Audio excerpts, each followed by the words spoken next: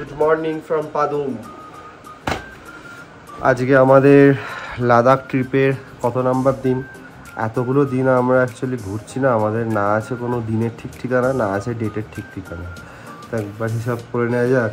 Kolkata to Delhi, Delhi to Manali, Manali to Jispa, Jispa to Padum, Padum to Leh. আচ্ছা, তাহলে আজকে হচ্ছে আমাদের লাদাখ ট্রিপের 5th ডে। আজকে আমরা যাচ্ছি পাদুম থেকে লের দিকে। ঠিক আছে, এখন বাজে ভোর 5টা। কালকে বলেছিলাম যে আজকে আমাদের তাড়াতাড়ি বেরোতে হবে কিছু কারণ রোড কন্ডিশনসের জন্য, আদারওয়াইজ ইটস টাইম টেকিং। তো বেরোনোর আগে এই হোমস্টে থেকে পিছনের যেই ভিউটা আছে সেটা একবার তোমাদের সবাইকে দেখিয়ে দিই। পাহাড় দিয়ে ঘেরা এই সুন্দর উপত্যকা পাদামে এখনও সানরাইজ হয়নি, তাই পাহাড়গুলোর মাথায় এখনও ওই সানলাইটের প্রথম যে রেটা ওটা পড়েনি। কিন্তু যখন বাইরে এসে দেখলাম লাগেজগুলো তোলার সময়, জাস্ট অসাধারণ লাগছিল এই পাহাড়টার মাথায় যখন প্রথম সূর্যের আলোটা পড়েছে। এই জাস্ট ব্যাকগ্রাউন্ডে যেই তিবেতিয়ান প্রেয়ারটা চলছিল, এটা আমরা এন্টায়ার লাদাখ ট্রিপের প্রত্যেকটা দিন শুনেছি। এটা সকালবেলা তেনজিং ভাই শুনতো, তো যদি কোনো দিন তেনজিং ভাইয়ের আগেও শোনা হয়ে যেত, আমরা তেনজিং ভাইকে বলতাম যে তেনজিং ভাই ওটা চালিয়ে দাও, কারণ আমাদের প্রত্যেকটা দিন খুব ভালো যাচ্ছিলো এটা শুনে। তো এটা একটা পার্ট হয়ে গেছিলো আমাদের। বলতে বলতে আমরা এই জাংলা মেডোটা ক্রস করছি। এটা হচ্ছে একটা জাংলা মেডো। তো পাদুম থেকে কিছুটা এগিয়ে আসার পর এই জাংলার মেডোটা শুরু হয়। এটা একটা বিশাল একটা উপত্যকা বলতে পারো। तेंजिंग भाई, ये रास्ता देख के हमको रहा नहीं जा रहा है, गाड़ी हम चला लेते हैं। इससे खराब रास्ते से हम चला लेते हैं। এই পাহাড়ি এটা ই ছিল, আরে খরগোশ এত বড়। हम इसके खराब रास्ते में चला लेते हैं। इतना खराब रास्ता आपको लेके जाएगा ना कलकत्ता में, आप गाड़ी चला नहीं पाओगे। ये सब कुछ भी नहीं है। हमने आप जगह में चला लिए सर। अब यूपी जैसा कोई गाड़ी चलाने वाला नहीं है। यूपी में गाड़ी चला तो चलाया जाता है ड्राइवर। हम तो यूपी में भी चलाया है, आप बस यही पे चला रहे। তেনজিং ভাইকে আমরা রোজ মজা করে বলতাম তেনজিং ভাই গাড়ি চালাতে দাও। অ্যাকচুয়ালি ওরা দিতে পারে না, ওরা যদি কোনো ট্যুরিস্টকে গাড়ি চালাতে দেয় তাহলে ওদের লাইসেন্স ক্যান্সেল হয়ে যাবে। এত সুন্দর লাগছিল পাহাড়ের এই রূপটা দেখে, মনে হচ্ছিল এই রোদটায় গিয়ে বসে থাকি, কিচ্ছু করব না, অলসভাবে একটু বসে থাকি। এখানে দেখতে পাচ্ছ এটা হচ্ছে পাহাড়ের ছায়া। এই পাহাড়ের ছায়াটা পড়েছে এই পাহাড়ে।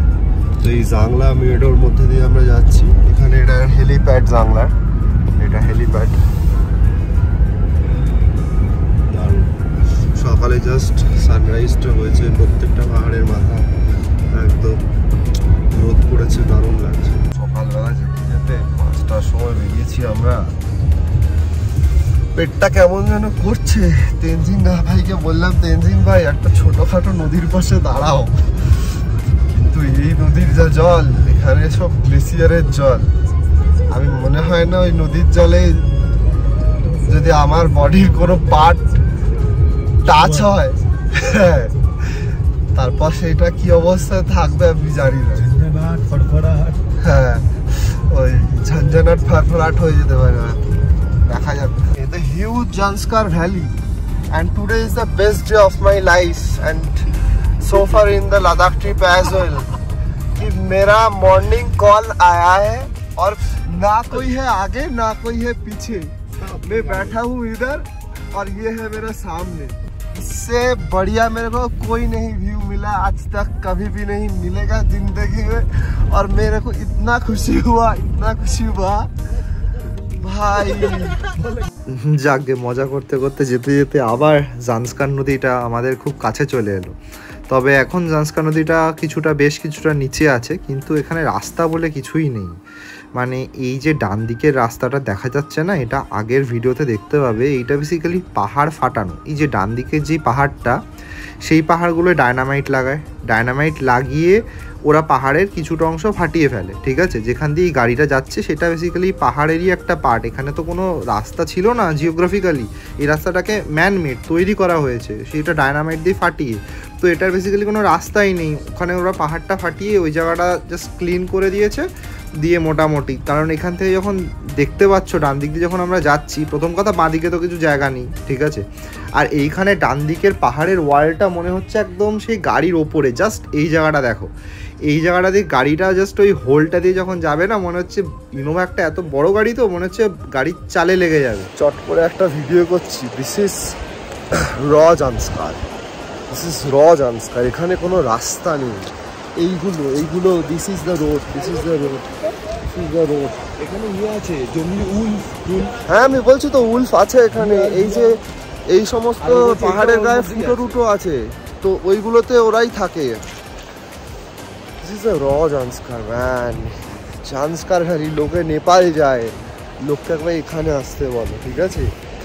আর একটা কথা বলে দিচ্ছি, Zanskar is not for weak hearted people.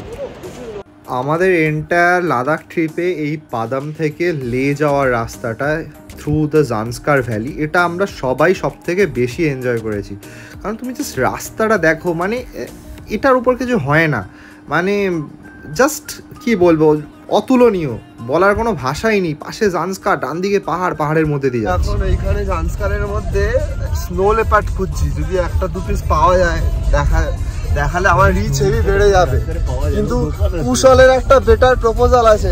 দা কি কুশল বলছে যদি লাস্টে তোর ব্লগে রিচ বাড়াতে হয় আর হ্যাঁ। স্নো লেপার না পাস, কুশল তোকে সাপোর্ট করে বলছে জামা কাপড় খুললে চার পায়ে একটু ধুলোবালি মাখিয়ে দাঁড় করিয়ে দে, ও কিন্তু ভালো হলো।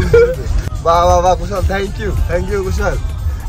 তাহলে অপেক্ষা কেন, এখনই করো, আমার ফুল সাপোর্ট আছে। আস্তে আস্তে দেখতে দেখতে জান্সকারটাই আগে যেমন দেখালাম যে আমরা একটু ওপরে ছিলাম, ঠিক আছে, কিন্তু এবার কিন্তু জান্সকার একদম আমাদের পাশ থেকে চলছে। আর এইখানে জান্সকারের যেই ফ্লোটা, সেটা রীতিমতো শব্দটা আমাদের কানে আসছিল, আর সাথে দুদিকে জান্সকার ভ্যালি। মানে এই জান্সকার নদীর ওপরে ঠিক এই রাস্তাতেই হয় শীতকালে চাদার ট্রেক। এই বছর গ্লোবাল ওয়ার্মিংয়ের জন্য এই জান্সকারের ওপরে বরফ জমেনি বলে চাদার ট্রেক হয়নি। বাদিকের পাহাড়টা জাস্ট দেখো, হোয়াইট, এটা লিটারালি হোয়াইট ছিল, এই জন্য ভিডিওটা করেছি। আস্তে আস্তে আমরা উপরে চলে এসেছি, আমাদের এখন এইখানে এরকম বরফ আসে। আচ্ছা, এই রাস্তাটা যেখান দিয়ে আমরা ক্রস করছি এটার নাম না সিঙ্গেলা, ঠিক আছে, এটা হচ্ছে লামায়ুরুর দিকে যাওয়ার পথে পড়ে।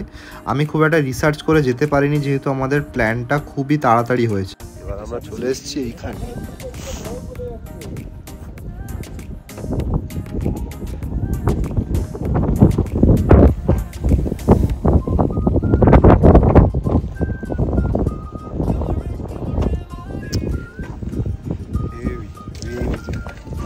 এরা এখানে বরফ নিয়ে খেলছে।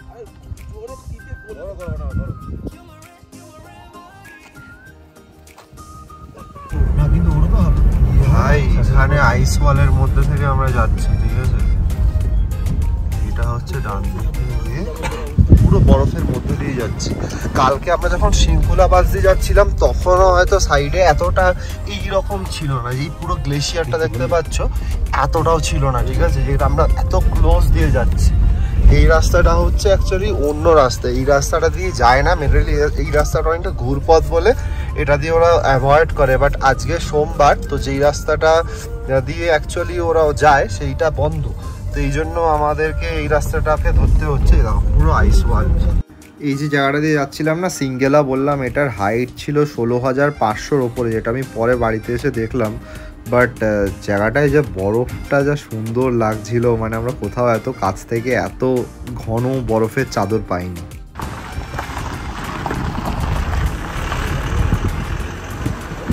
আমাদের এখানে কথা হচ্ছিল একটা, মানে এমন একটা ইউনিক কনসেপ্ট আনা হয়েছে না, যেটা না তোমরা আগে কোনোদিন শুনেছো, না তোমরা আগে কোনোদিন ভেবেছো। স্নেহাশিস দা এটা এক্সপ্লেন করো একটু, কি কনসেপ্টটা, আগে ব্যাকগ্রাউন্ডটা দাও। আলোচনাটা হচ্ছিল যে সারা বছর বিনা পয়সায় খুব সুখে শান্তিতে বিনা দায়িত্বে ঘোরাফেরা করা যাবে কিভাবে। তো এই এখন যোগ্য একটা সিঙ্গেল বিয়ে হওয়া, তো আমি বললাম যে একটা ভালো দেখে খুব বড় একটা পরিবারে বিয়েটা কর, করে সারা বছর ঘুরতে পারবি। তখন ও বললো না, আমার তো নিজেরও তো একটা দায়িত্ব আছে নিজের গার্জেনদের প্রতি। তাহলে ঘর তালা দিয়ে দে, সবাই মিলে যাবি, তুই ঘর জামাই হবি, কেউ ঘর শ্বশুর, কেউ ঘর শ্বশুর, ঘর ভাই, ঘর বোন, একটা করে ঘর অ্যাড হয়ে। এখানে যেটা ম্যারমট না কি বলছে, অদ্ভুত দেখতে একটা প্রাণী, মানে হাফ কুকুর হাফ বিড়াল, সরি।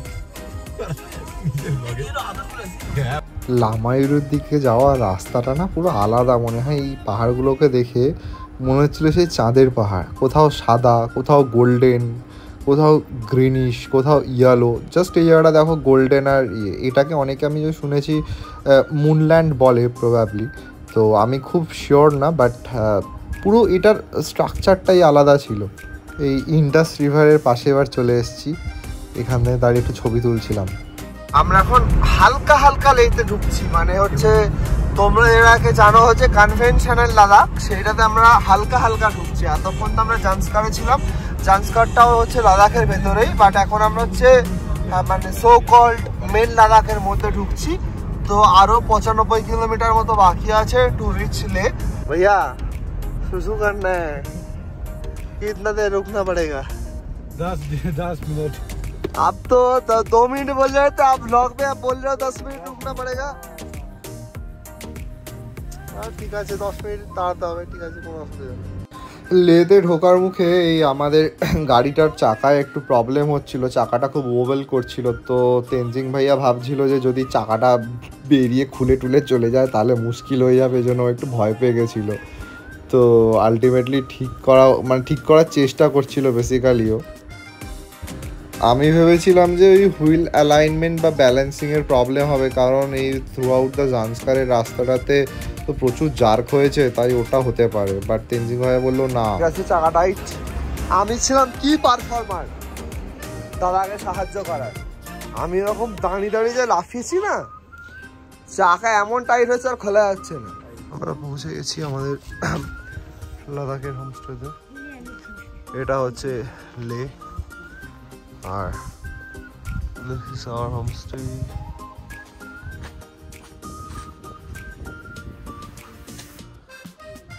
এইখান থেকে আমরা সিঁড়ি দিয়ে এসেছি। তো এইখানে একজন লেডি ওনার আছেন এই হোমস্টে, এখানে ঢুকে একটা সুন্দর ছবি, প্রবাবলি ব্যাংককের হবে না, সামরি। এটা আমাদের রুমে ঢুকলাম। এটা বেড, এখানে দুটো বেড সাইড ল্যাম্প আছে, দুটো বেড সাইড টেবিল আছে, এখানে একটা এক্সট্রা বেড আছে, একটা টি টেবিল, সাথে দুটো চেয়ার, আর এখানে একটা কাপবোর্ড, আর এখানে জানলাটা দিয়ে সুন্দর একটা আমাদের একটা বাগান মতো আছে, খুব পিসফুল প্রপার্টি। এখান থেকে আরও একটা বাগান যেখানে আমাদের ছোটো ছোটো শাক আবাদ চাষ হয়, একটা সুন্দর ভিউ, একটা বারান্দা, আর ওয়াশরুমটা দেখিয়ে দিচ্ছি কুইকলি। ওয়াশরুমটা খুব পরিষ্কার, গিজার আছে, এই একটা ছোট্ট বারান্দা, দুটো চেয়ার, এইখানে একটা কমফি সোফা। আমার তো মনে হয় এখানেই সারা সকালবেলা আমি কাটিয়ে দেবো, খুব কমফি জায়গাটা। এটা বারান্দা বেসিক্যালি। টাটা। এরপর আমরা চলে এসেছিলাম আন্টির কিচেনে খেতে। এইটা সুন্দর আন্টির কিচেনটা দেখতে পাচ্ছ, বাদিকে পুরো কিচেন সেট আপ, আর সামনে ইউটেন্সিলস রাখা আছে সমস্ত খুব সুন্দরভাবে। এই জায়গাটা বসে খাওয়ার, এই জায়গাটার উপর বসতে হয় আর এটা রেখে খেতে হয়। এটা হচ্ছে তিব্বতী স্টাইলে খাওয়া দাওয়া। তো আন্টি আর আন্টির হাজব্যান্ড এই ইয়েটা হোমস্টেটা চালান। আন্টির হাজব্যান্ড SSBতে ছিলেন, উনি এখন রিটায়ার্ড। তো খুব সুন্দর হোমস্টেটা, খাওয়া দাওয়া করে আর এনার্জি ছিল না 10-12 ঘন্টার ট্রাভেল করার পর। দেখা হচ্ছে কাল সকালে।